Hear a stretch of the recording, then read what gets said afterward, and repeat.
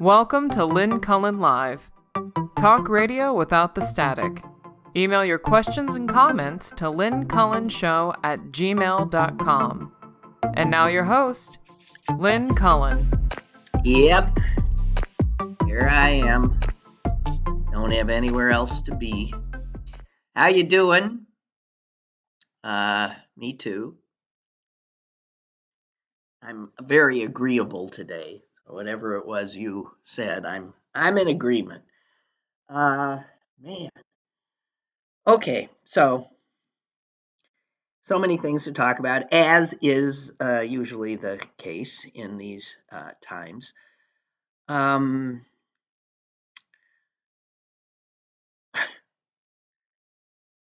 hate to do it, but something Trump said yesterday so enraged me, because it just epitomized everything that is so obvious about this broken, weak, pathetic narcissist. And it was his statement upon retreating, running as quickly as he could from the G7, where he was not, the only president in the room, where he was not in control. So when he ran back to where he was, he said, I'm not going to tell you anything you haven't heard. He said, we now have complete control of the skies over Iran. And I thought, everybody knows who has control over the skies of Iran. And it ain't you. What do you mean we have? It was last time I looked, it was another country that had decimated Iran's ability to defend the skies above its own country. And it was not the United States. In fact, Trump himself had counseled Israel not to do it, because he was busy trying the diplomatic route. He's quite the diplomat, this Trump.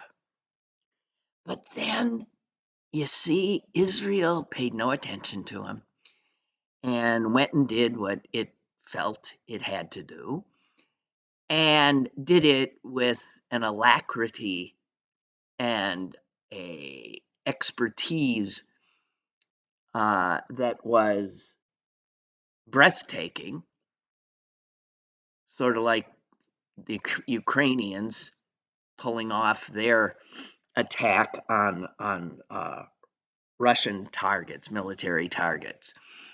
Israel, in the same way, just precision attack. And within days had totally weakened Iran. And so Trump, he cannot bear, he literally cannot bear not having done it himself. And so he simply does what is so easy for him to do. He simply, I think even in his own head, has decided he did do it.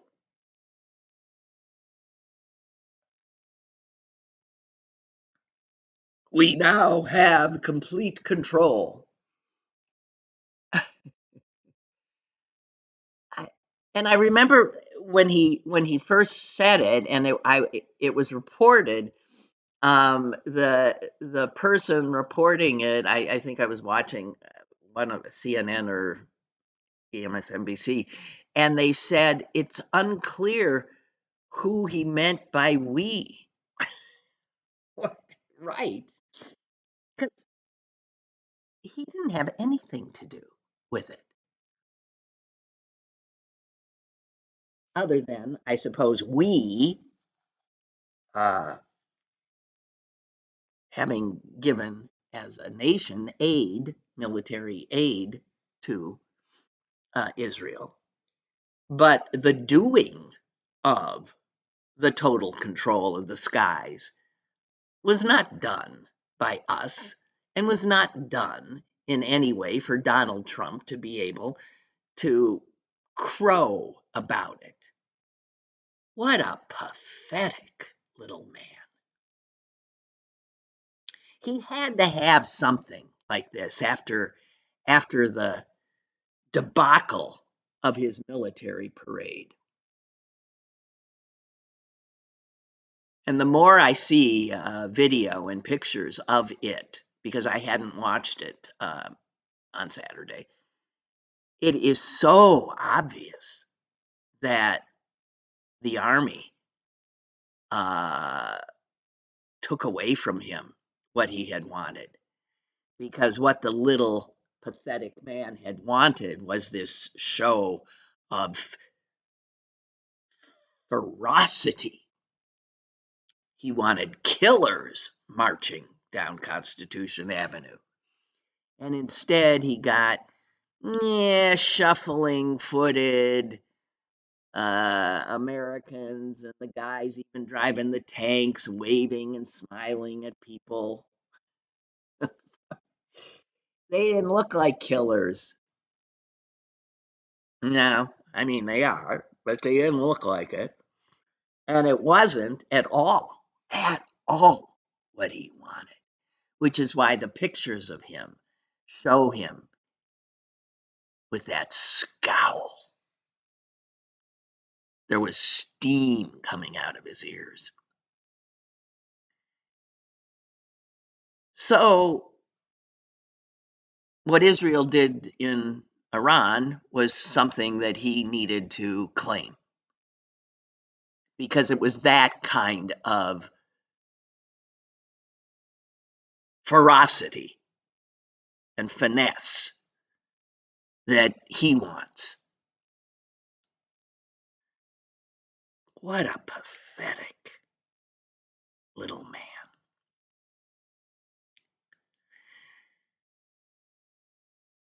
In regard to, though, what Israel has done and the opportunities it opens and the fissures that it is creating in Trump's own administration and base, because he, in large part, won the election, not just with anti immigration, but with this America First isolationism.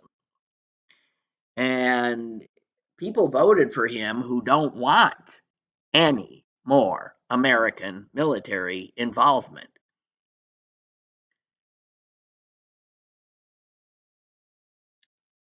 And yet, he has an opportunity now to get involved.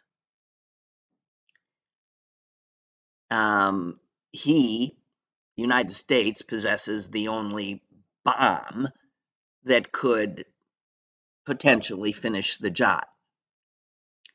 I'm not telling you anything you don't know, but it's a moment like this that is why I, for instance, would never want to be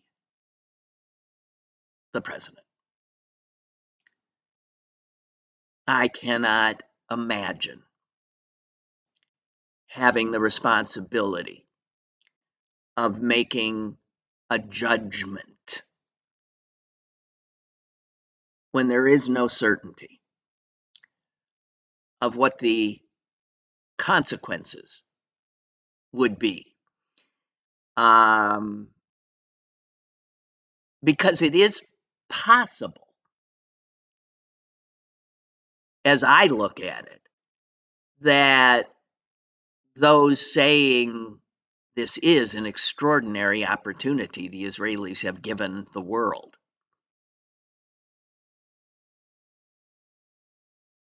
the Iranians are on their heels. They are a murderous regime that nobody likes.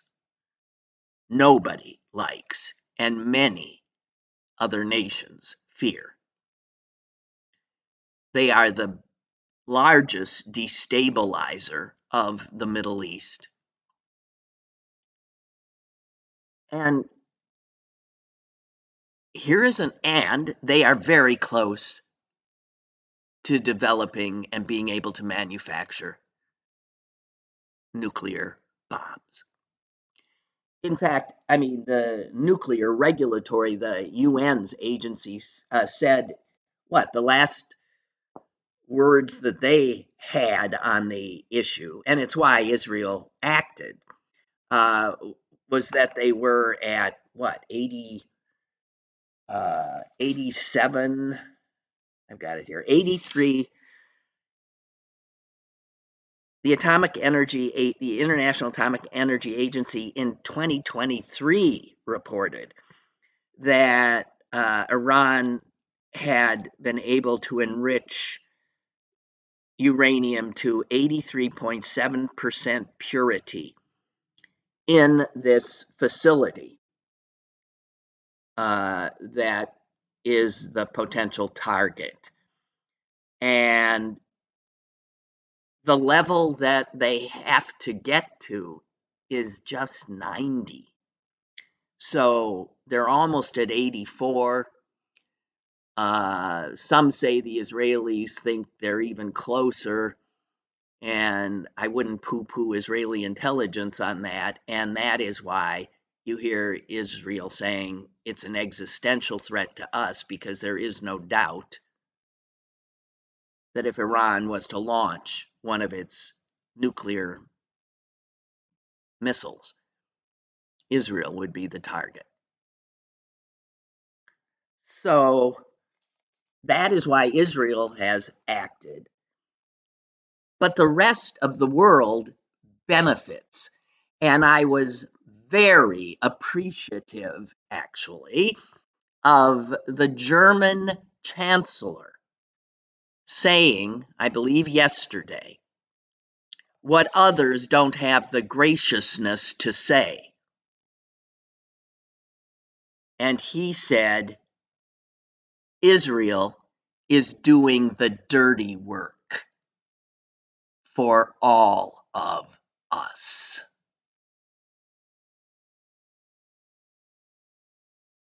That includes us. Israel has done the dirty work.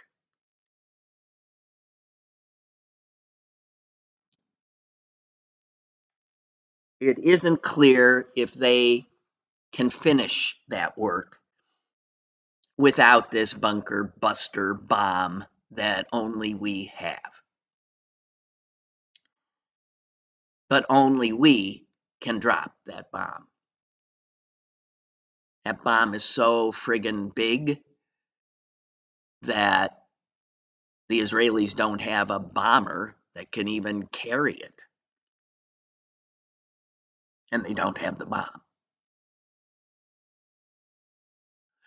So imagine being the President of the United States, given this opportunity of literally, in a precision attack,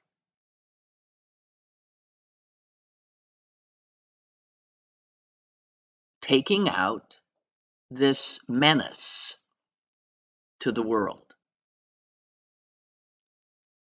But then, of course, there are the unknowns. would the big bad bunker buster bomb actually do it? Would it? We're talking about taking out a mountain. Actually, the more you look at what this bomb is, the more extraordinary it is, because it was made specifically for this action.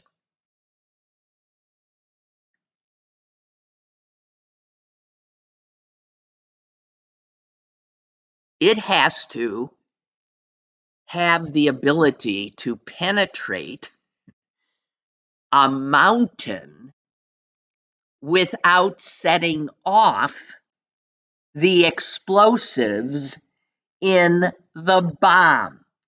Think about that. You have an entire mountain that has to be gotten through, and well under the mountain is the target. The bomb cannot explode until it penetrates the mountain.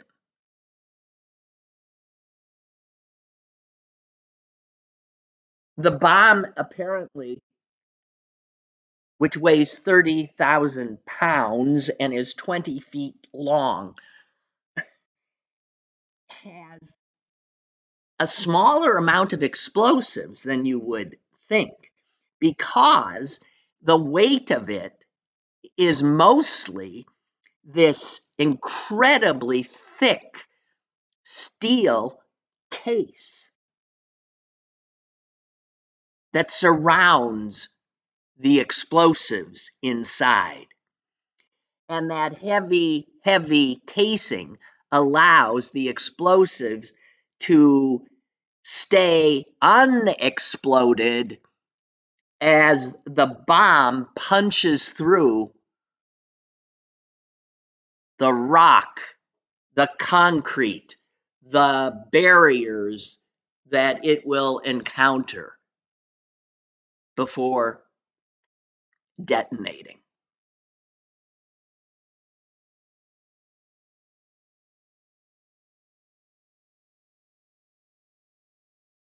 So Trump now is, and you know, this is not a deliberative man. This is a guy, this is where putting him in this position, I don't know what the answer is. I really don't. I don't have a clue. It could be that missing this opportunity to do something audacious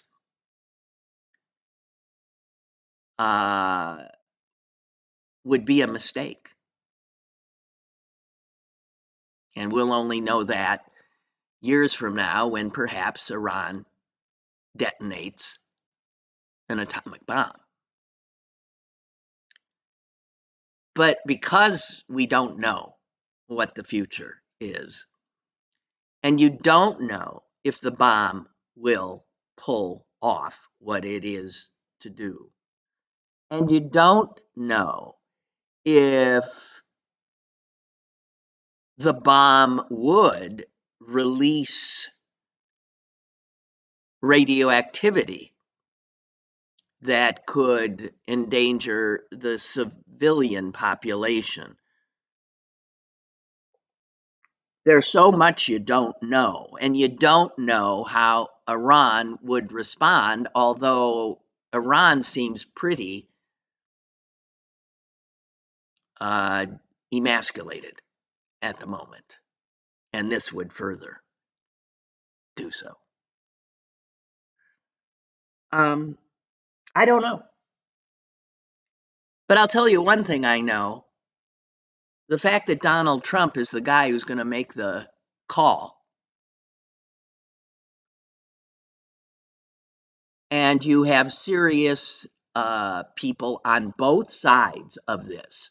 You don't necessarily have the usual hawks or the usual doves. People just looking at this as a military, decision, as a tactical decision, are coming down all over the place on this, because You don't know. I don't know. But we do know that whatever he does will not be done for the right reasons. The only reason that he does anything is what will benefit him. So it will be his calculation of that. And as I said, this is not a guy who calculates. He doesn't see long term. He doesn't understand so much. I don't know. It will be very hard for him, I would think, to say no to being able to be the guy who took out Iran's nuclear capabilities. Because if in fact he does that and it is successful, it will be considered, I would think, historically, a huge win, a good thing.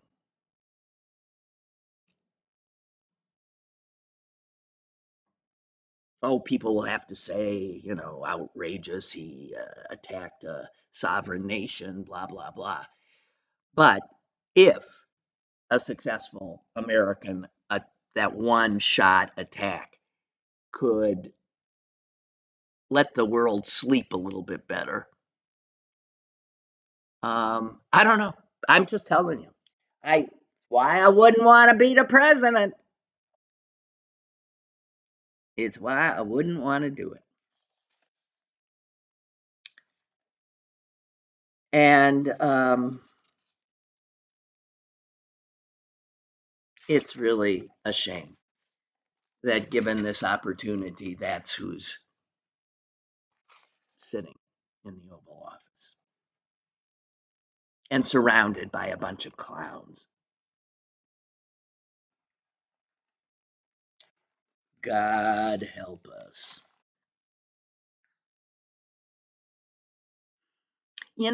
Another thing I saw that he said that again, what a So he finally gets a trade deal. He signs it with the UK. What was he going to have by now?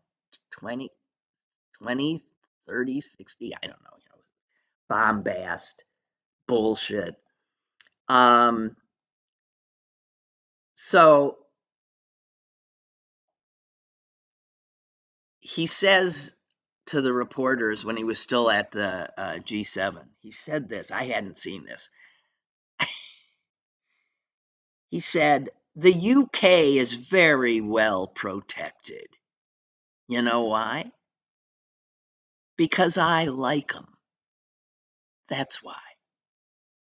That's the ultimate protection.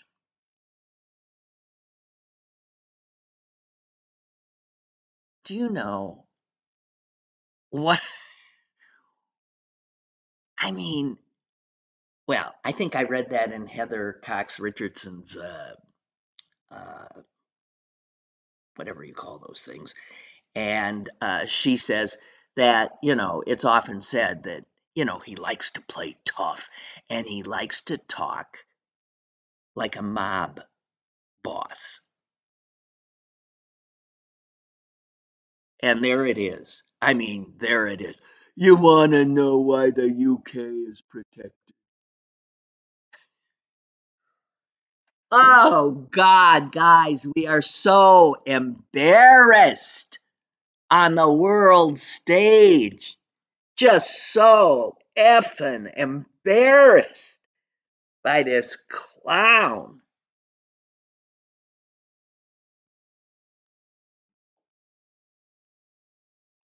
The Supreme Court just allowed state bans on gender care for minors. Not a surprise. Just saying. Breaking news. Um,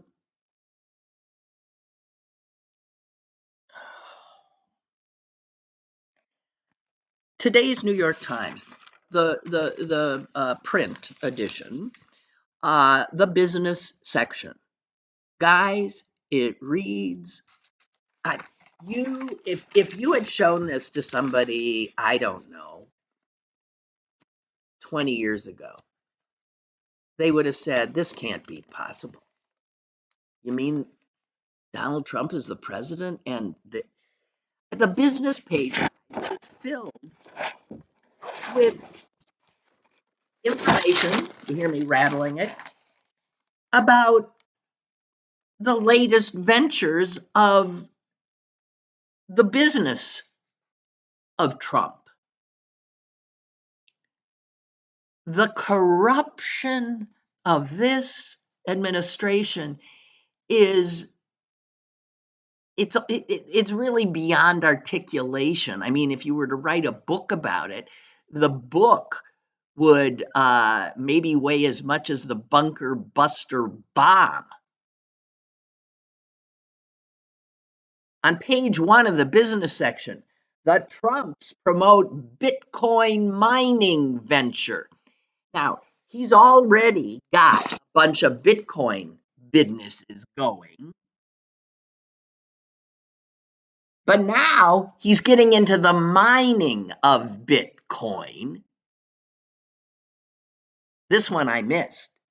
And the mining is those things that energy guzzling creation where you need 500,000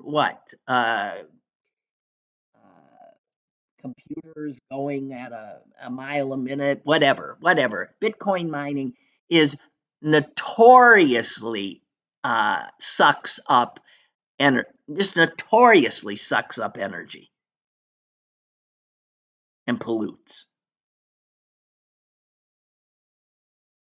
And Eric Trump announced this venture yesterday, apparently. And in the pitch he was making to investors, give us the money, he made clear that his daddy's policies would give the new company called American Bitcoin a, quote, competitive advantage. This is bald-faced corruption. Here's a business. We'd like your money to invest. I know I'm the president's son, and I want you to know that my daddy will make sure that this company has a competitive advantage. The New York Times, in reporting this as a news story, still was forced to say this in paragraph 3 or 4. Virtually every aspect of the Trump family's business portfolio is fraught with conflicts of interest that have blurred the boundary between government and industry.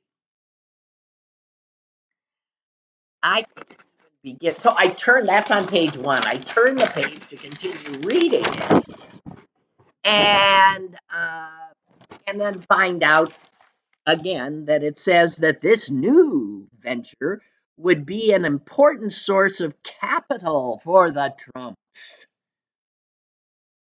And it goes on to explain that.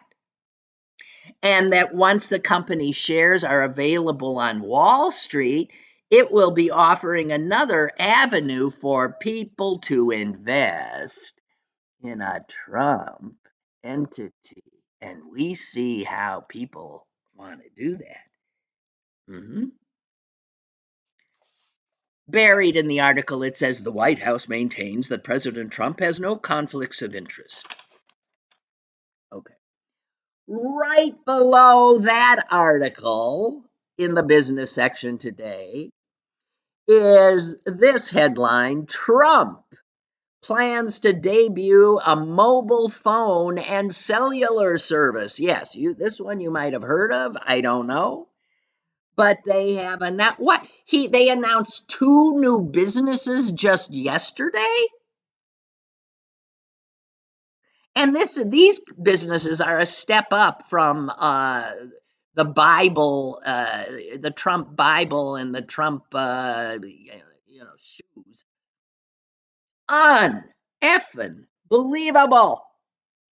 They announced they're launching a mobile phone and cellular service.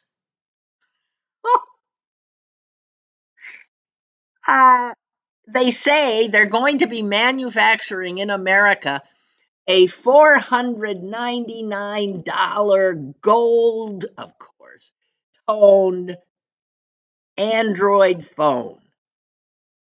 Now, there is a mobile phone that is made in an Android phone made in America.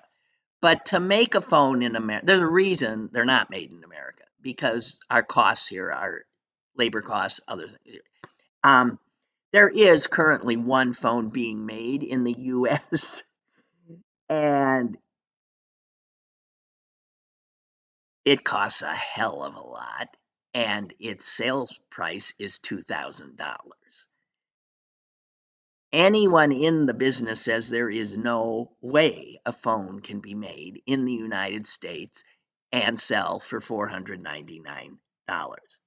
There is no way. We lack much of the necessary infrastructure to produce a smartphone. So here again, just and it's a cellular service, which you can get right now. Guys, go for it. All you got to do is call. Where did I see the number? I'm not kidding you. They're offering before the phone comes out in August, I guess. This I got to see. But the if you want the service, for your cell phone, you can get it. And there's what's called the 47 plan, which goes for $47.45 a month. You get it? He was the 45th president and the 40s. I'll tell you, they're so clever. So the Trump Mobile offers a flagship 47 plan for $47.45 a month.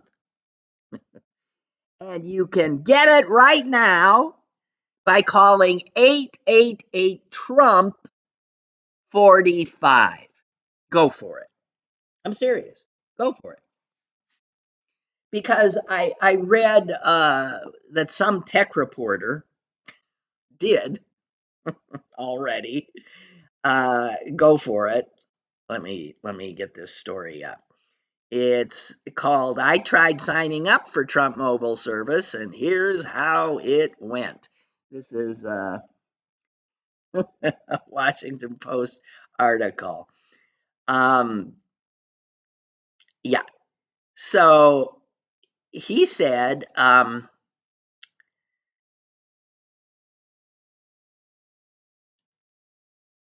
okay, I'm trying so far, but cannot actually use Trump Mobile's phone service.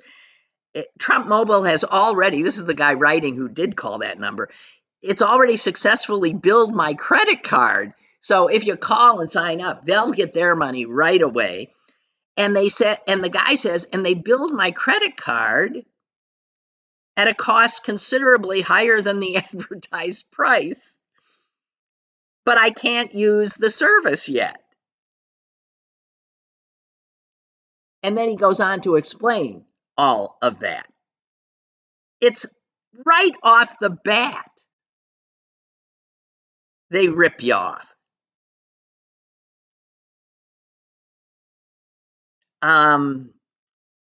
He had been told that it would cost $47 a month. He signed up for the flagship plan. And then he saw how his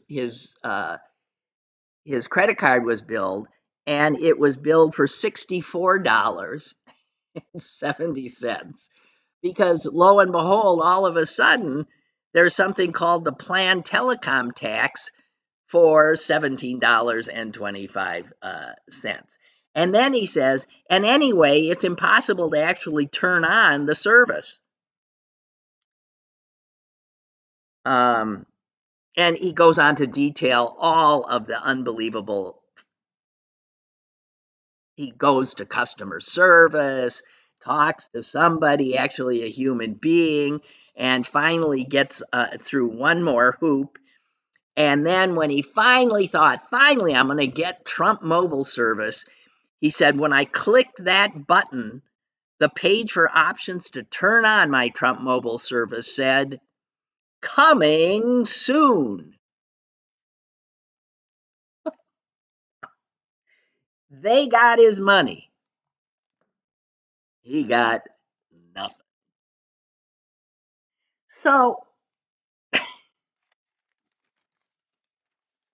you know, I'm laughing so I don't cry. That's all. Oh, and then also in corporate news, I saw this, and I guess this you can say is good news. Has a little local flavor. It's that Kraft Heinz has announced it will remove chemical dyes from its products in 2 years. Going to take them out. This would obviously affect Jello. How can you have all those red Jellos, strawberry, raspberry, and blueberries and blackberries and cherry? How can you do that without the dye? Is it all just going to look like this gelatinous way?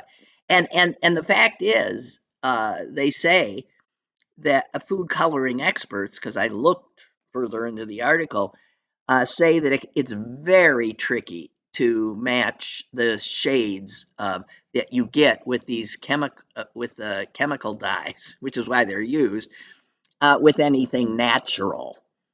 And it could, in fact, require changes in formulations, maybe more costly, and would never get those really bright, saturated hues found in artificial colors. Now, Kraft, it says, did successfully get rid of that in its macaroni and cheese product in 2000. That horrible, to me, it's just so god awful looking. That orangey macaroni and cheese, very popular. But they did remove the artificial coloring for that way back 10 years ago and managed to replicate the, to my mind, horrific color by switching to turmeric and paprika. So who knows? 'Tis possible. Just saying. Chris asks, if we get Trump Mobile, are we allowed to not pay our bill like he doesn't pay his bills? I don't think it works that way. I'm just saying. I don't think it works that way. Caller, if you're there, go ahead. Hello, I'm here. Okay. Uh, I want to call about the bunker buster bombs. Um, Maybe it was the mother of all bombs, but I can remember when we attacked Iraq that we needed these bombs because Saddam had these bunkers built way down in the ground, and our Post-Gazette newspaper had these diagrams showing how they built these buildings underground, and they were on big springs, and they would survive all these attacks. It's probably more bullshit, more lies and propaganda. And the other thing is there any people that work for Heinz in Pittsburgh anymore? I think it still says on the bottle that it's Pittsburgh, PA. But I live right by that plant where they used to make Ketchup. all that stuff, and it's Yeah. nothing now. What? There's nothing. Nobody. There's nobody there. It's sold to the one on North Side. A bunch of it's apartments and a parking. And, Oh, that's right. Then it was a private label manufacturer, and some of my neighbors worked there, and they hated the place. They said it was these recent college graduates that were like trust fund babies that ran it, and they would come in and scream at the workers, and they said it was just a crazy place to work. And the owners were like, nobody wants to work, everybody's bums. So they went out of business, and now they've been stripping everything out of it. I've seen people on Sundays going in there and taking scrap, and they've been digging all kinds of crap out of it. I guess they're going to try to redevelop it into something. Oh, for God's sake. You know what? I mean, you bring up a question that I guess I don't know the answer to. Does anyone work? Are there any? Is Heinz, Kraft Heinz now, does it really have any presence in or employees here in Pittsburgh? It's a good question. Yeah, I have a friend that lives out of state, and if she goes to a restaurant and they don't have Heinz ketchup, she takes a picture of whatever ketchup it is, and look at these jagoffs. They don't even have ketchup here. So, some people are devoted to that brand. I am. Okay, well, I'm at my job. I got to go. Okay, back to go. Thank you. Thanks for the call. Appreciate it. You're welcome. And actually, you told me something. You suggested that we've already used these bunker buster bombs in Iraq, or they were developed because of why did I sort of think we had them, but we hadn't really. We don't know if we hadn't used them. So what do I know? Anyway, only the stealth bomber has the cojones to carry that bomb. And I keep thinking of it as just one bomb. We have this one bomb, and we're just gonna drop it. But I guess there'd be more than one, right? I don't know. There is also, I mean, Israel, apparently during the Obama administration, Israel did approach Obama about, I don't know, about a raid that they were thinking of pulling off or attempting on that facility that holds the centrifuges that are enriching the uranium and where the bombs would be made. And I mean, it's clear Israel has a pretty good understanding of the facility. They know where obviously the entrances are. They know where there are two separate areas under the mountain where the stuff's being manufactured, blah, blah, blah, blah, blah. And there had been a plan. I mean, again, would cause, I can't even begin to imagine the courage of people who would be asked to do it, but Israel was thinking of bringing commandos to the mountain in helicopters and having them literally fight their way into the mountain, into the complex, and then take it out somehow. I guess plant explosives and get. I can't imagine. That sounds. But so even if so this saying that the only way to do it is with this bomb, it could be that's the way that would spare the most casualties on the Israeli side, because to go after it in a conventional way with commandos just going in, wow, that seems like a suicide attack. I don't know. I don't pretend to know. As I said, I'm glad I'm not the president. Two other things that occurred in the last 24 hours that I laugh because, I mean, we're always saying that, geez, you can't keep up. Another Democratic office holder ends up handcuffed and arrested by the feds in an well, this is in a courthouse. This is getting ridiculous, guys. This is just flat out authoritarian crap. I mean, the numbers are going up. The numbers are going up. What do we got? We got the judge in Wisconsin. We got the representative, the congressional representative in New Jersey. Both those women are going to be going to trial. We've got the mayor of Newark, right, who was arrested and jailed. And then, because the arrest was totally bogus, charges were dropped and he's free and now suing, understandably.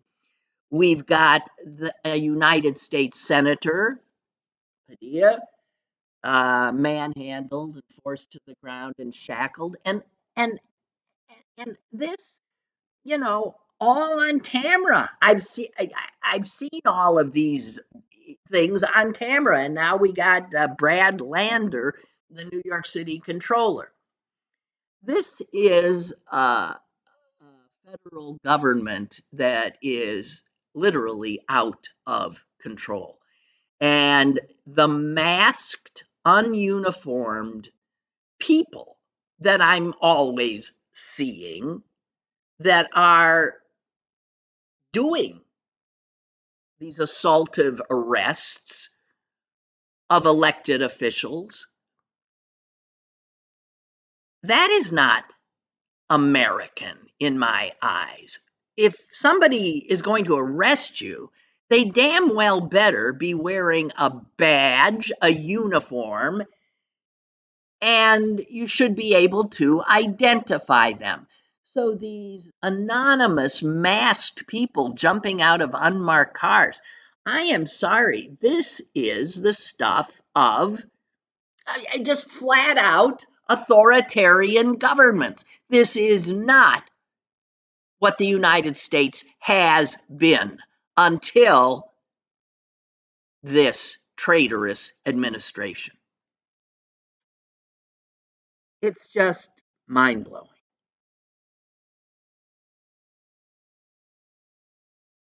ICE put out the Department of Homeland Security, after this guy got manhandled and arrested, put out a statement saying that he was arrested for assaulting law enforcement.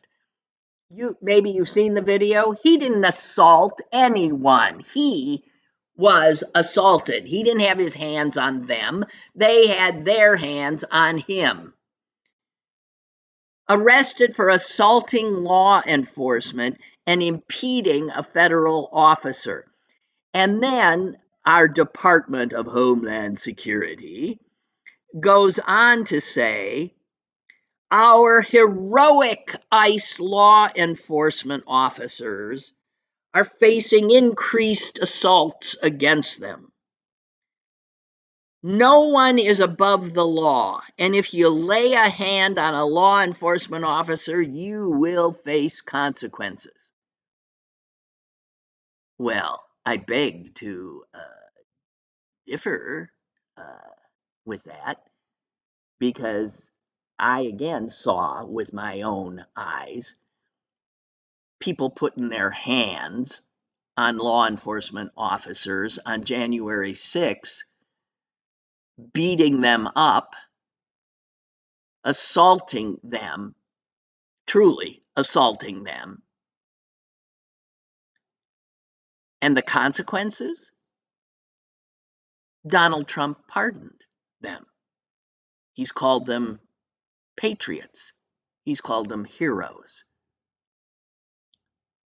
This is living in an authoritarian state that lies right in your face, tells you that what you saw you didn't see.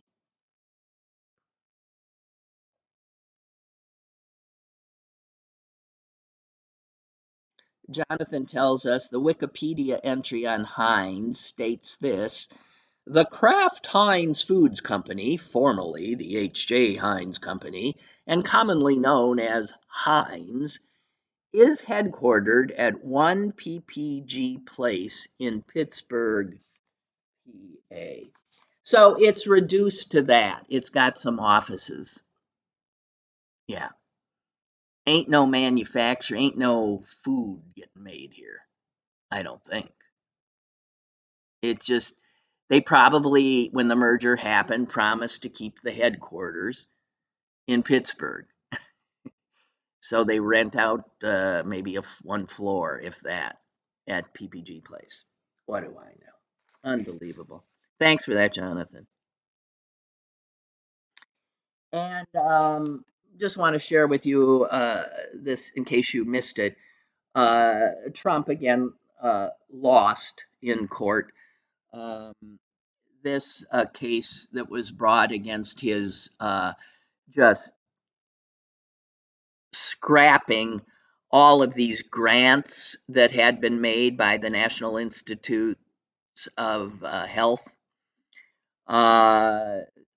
They, people had grants in hand and were up and working, and they just flat out stopped. A whole bunch of them said that they were, I don't know what the government said in doing it. This was this part of the Doge crap? Anyway, people affected sued. A judge yesterday, a federal judge, in case you care, appointed by Ronald Reagan,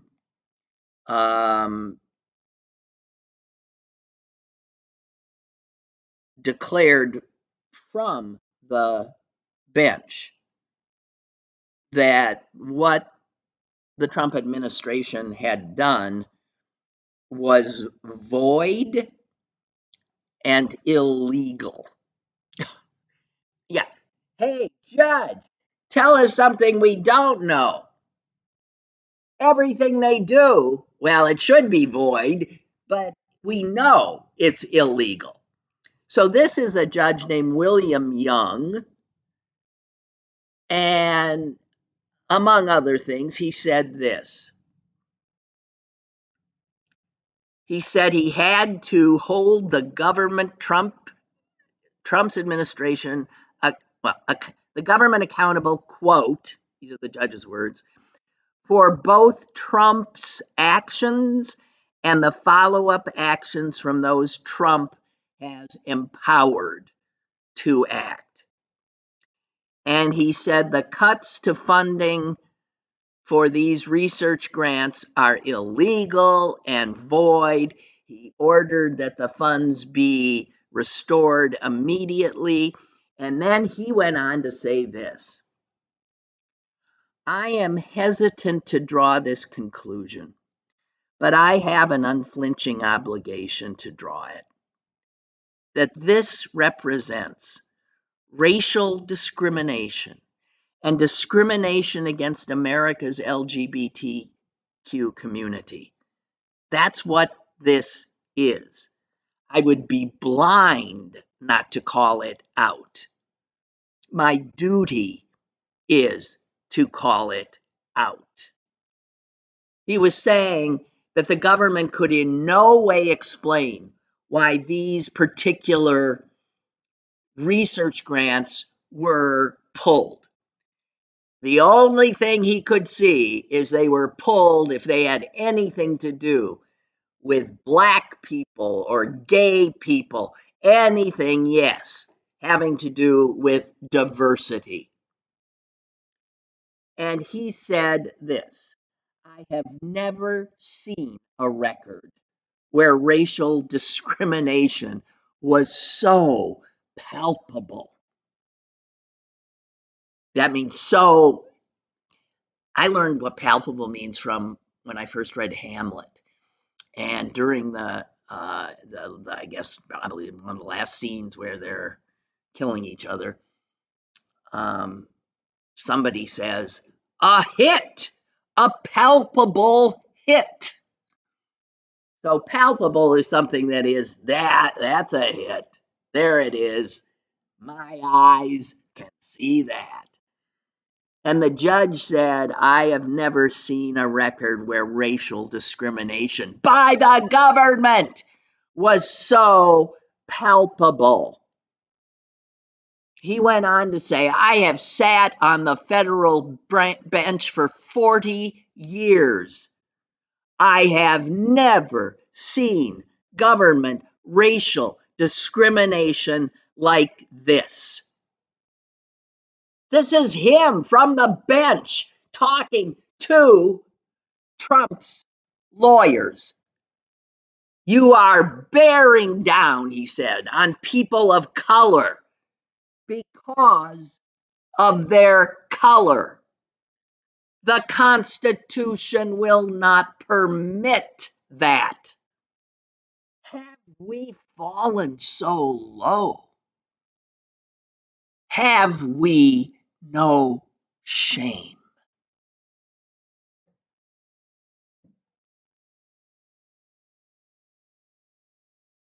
We know the answer as it applies to this administration. The answer is yes, we have fallen that low. Yes, they have no shame. And this, as I said, coming from a Republican, what used to be a Republican, appointed judge.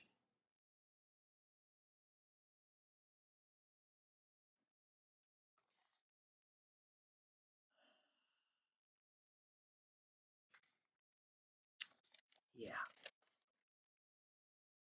And I haven't said this, but again, talking about actually corporations here in Pittsburgh that have been in the news, and Donald Trump, bringing all of that together, let's go to U.S. Steel, which I have not talked about since Trump was in town and said there was a beautiful, big, beautiful deal. And I just want to, the details of the deal. I mean, I kept reading stories trying to see, well, what's the deal? What's the deal? And you kept saying details are not clear. The union says what, and the U.S. Steel couldn't be heard from, and the White House isn't talking, and so we just had, it was unclear, but things have become clearer now, and I just want to point out that this deal reads like no other deal I can ever recall, because it's almost as if the deal was made not between Nippon Steel and U.S. Steel, but between Nippon and Donald J. Trump. Because the deal gives Donald Trump, well, the president, and he has even said he's uncomfortable if he's not the president. He made this deal thinking, I'm the president. So the deal gives Trump, to say the least, extraordinary influence over the operations of U.S. Steel.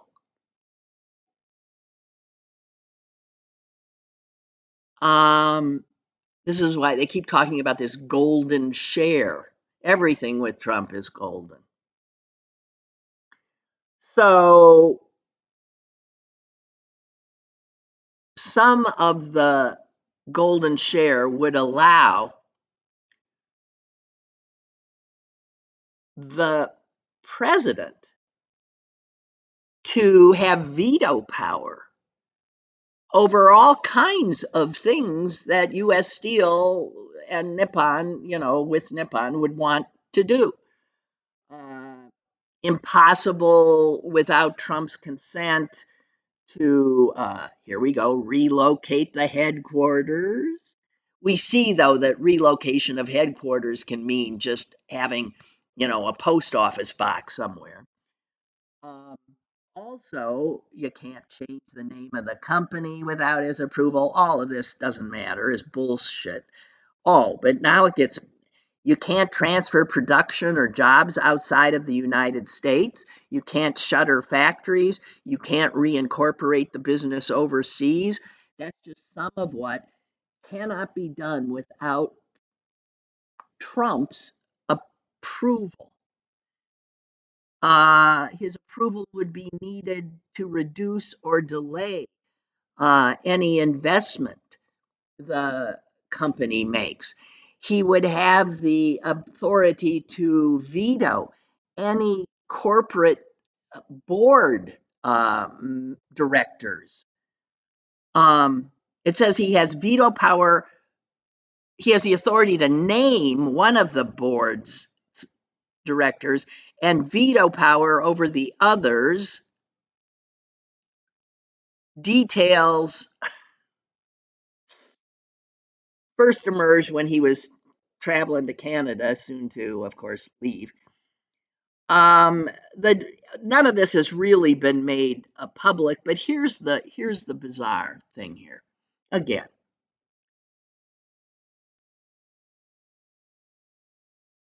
when have you ever heard, and that this is Republicans allowing the government to be so inserted into the running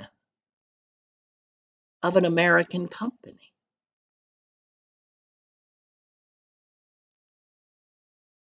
And I mean, this is an administration, right, that is always talking about stripping away government from the business sector, getting government out of the business sector.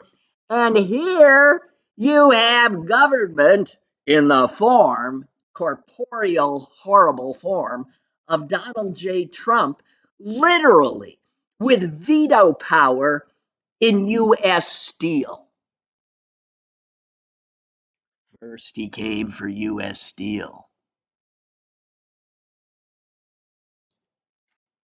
These are Republicans? These are conservatives? No. They're fascists. And they're thieves.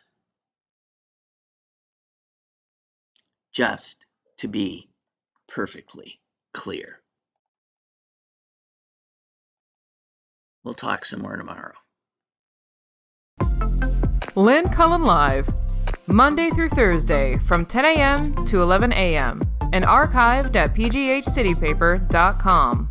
The opinions expressed on Lynn Cullen Live are those of the host and do not necessarily reflect the viewpoints of Pittsburgh City Paper or its advertisers.